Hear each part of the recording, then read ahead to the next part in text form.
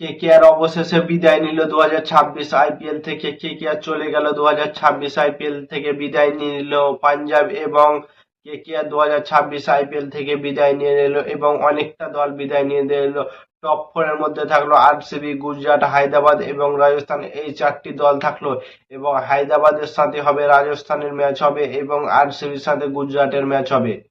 এই ম্যাচটা হবে 2026 আইপিএলে। সেমিফাইনালের ম্যাচ হবে 26 তারিখ হবে গুজরাটের সাথে আরসিবির এবং 27 তারিখ হবে হায়দ্রাবাদের সাথে রাজস্থানের, এবং বাকি দলগুলো সব এলিমিনেটেড হয়ে গেল।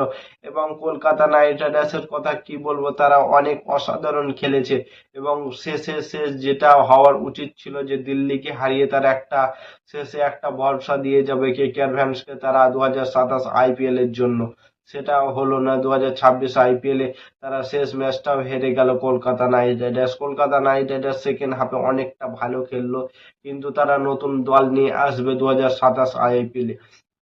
তাদের মধ্যে যে কালো কালো দাগ পড়ে গেছে এবং কালো যে মেঘ উঠেছে, সেই মেঘগুলোকে বাদ দিয়ে 2027 আইপিএলে দেখবে নতুন প্লেয়ার নিয়ে চলে আসবে কামব্যাক।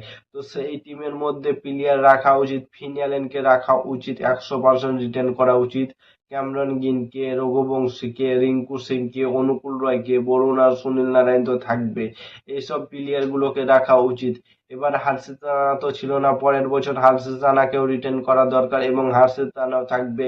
তো সব থেকে ভালো হবে কলকাতা নাইট রাইডার্সের জন্য ফিন অ্যালেন, টিম সাইফার এবং রচিন রবীন্দ্র, এই তিনটে প্লেয়ারকে রাখা, কারণ তাদেরকে অনেক কম টাকা দিয়ে কিনেছে কলকাতা নাইট রাইডার্স। কিছু করার নেই, রাজস্থান ম্যাচ জিতে গেল এবং কলকাতা নাইট রাইডার্স এবং পাঞ্জাব বার হয়ে গেল আইপিএল টপ ফোরে কোয়ালিফাই থেকে। তো 2026 আইপিএল এই পর্যন্ত ছিল কলকাতা নাইট রাইডার্সের জার্নি। তো আমার মনে হয় কলকাতা নাইট রাইডার্স প্রত্যেকটা প্লেয়ারই ভালো খেলেছে, তাদের নিজের জায়গা থেকে প্রত্যেকটা প্লেয়ার 100% চান্স চেষ্টা করেছে এবং সব থেকে বেশি চেষ্টা করেছে আমি দেখতেছি ক্যামরন গ্রিন। ক্যামরন গ্রিন অস্ট্রেলিয়ার জন্য যতটা না খেলে, তার থেকে বেশি কেকেআর এর জন্য খেলেছে। সে বল হাতে, ব্যাট হাতে, ফিল্ডিং হাতে পুরো 100% ইফেক্ট দিয়ে দিয়েছে এবং সে ক্যাচ গুলো মিস করেনি, কত সুন্দর ক্যাচ নিয়েছে এবং ডেঞ্জারাস ক্যাচ গুলো নিয়েছে ক্যামরন গ্রিন। তো আমার মনে হয় ক্যামরন গ্রিনকে 2027 আইপিএল এ রিটার্ন করা উচিত।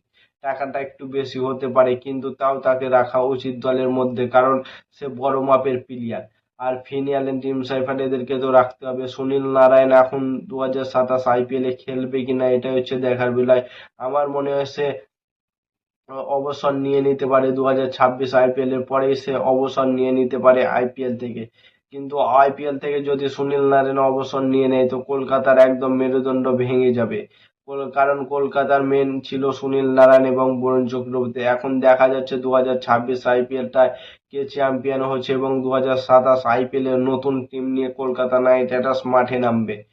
তো আইপিএল তো চলে গেল, এবার আমার এই চ্যানেলে প্রত্যেকটা ক্রিকেটের নিউজের ভিডিও ডেলি পাবে তোমরা।